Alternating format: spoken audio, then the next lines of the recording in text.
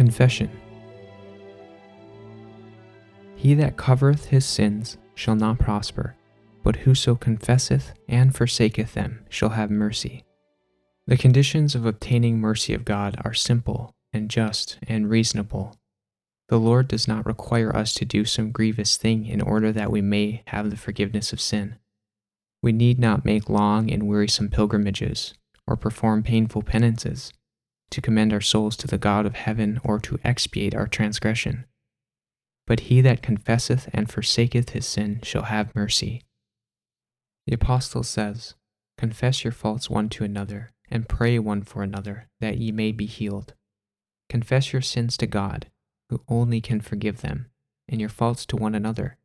If you have given offense to your friend or neighbor, you are to acknowledge your wrong, and it is his duty freely to forgive you. Then you are to seek the forgiveness of God, because the brother you have wounded is the property of God, and in injuring him you sinned against his Creator and Redeemer. The case is brought before the only true mediator, our great high priest, who was in all points tempted like as we are, yet without sin, and who is touched with the feeling of our infirmities, and is able to cleanse us from every stain of iniquity. Those who have not humbled their souls before God in acknowledging their guilt have not yet fulfilled the first condition of acceptance. If we have not experienced that repentance which is not to be repented of, and have not with true humiliation of soul and brokenness of spirit confessed our sins, abhorring our iniquity, we have never truly sought for the forgiveness of sin. And if we have never sought, we have never found the peace of God. The only reason why we do not have remission of sins that are past is that we are not willing to humble our hearts and comply with the conditions of the word of truth. Explicit instruction is given concerning this matter. Confession of sin, whether public or private, should be heartfelt and freely expressed.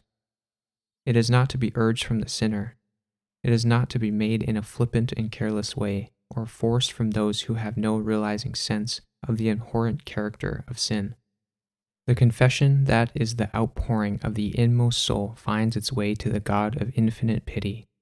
The psalmist said, "The Lord is nigh unto them that are of a broken heart, and saveth such as be of a contrite spirit." True confession is always of a specific character, and acknowledges particular sins. They may be of such a nature as to be brought before God only. They may be wrongs that should be confessed to individuals who have suffered injury through them, or they may be of a public character, and should then be as publicly confessed. But all confession should be definite and to the point, acknowledging the very sins of which you are guilty. In the days of Samuel, the Israelites wandered from God. They were suffering the consequences of sin, for they had lost their faith in God, lost their discernment of his power and wisdom to rule the nation, lost their confidence in his ability to defend and vindicate his cause. They turned from the great ruler of the universe and desired to be governed as were the nations around them. Before they found peace, they made this definite confession: "We have added unto all our sins this evil, to ask us a king." The very sin of which they were convicted had to be confessed. Their ingratitude oppressed their souls and severed them from God. Confession will not be acceptable to God without sincere repentance and reformation. There must be decided changes in the life. Everything offensive to God must be put away. This will be the result of genuine sorrow for sin. The work that we have to do on our part is plainly set before us. Wash you, make you clean, put away the evil of your doings from before mine eyes. Cease to do evil, learn to do well, seek judgment, relieve the oppressed, judge the fatherless, plead for the widow. If the wicked restore the pledge, give again that he had robbed, walk in the statutes of life, without committing iniquity, he shall surely live, he shall not die. Paul says, speaking of the work of repentance, "Ye sorrowed after a godly sort. What carefulness it wrought in you, yea, what clearing of yourselves, yea, what indignation, yea, what fear, yea, what vehement desire, yea, what zeal, yea, what revenge. In all things ye have approved yourselves to be clear in this matter." When sin has deadened the moral perceptions, the wrongdoer does not discern the defects of his character, nor realize the enormity of the evil he has committed. And unless he yields to the convicting power of the Holy Spirit, he remains in partial blindness to his sin. His confessions are not sincere and in earnest. To every acknowledgement of his guilt, he adds an apology in excuse of his course, declaring that if it had not been for certain circumstances, he would not have done this or that for which he is reproved.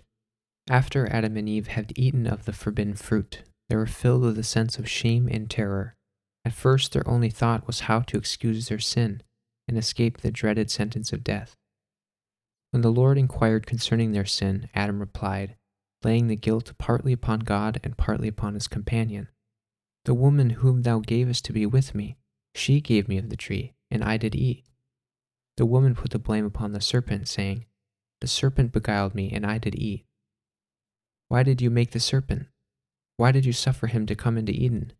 These were the questions implied in her excuse for her sin, thus charging God with the responsibility of their fall.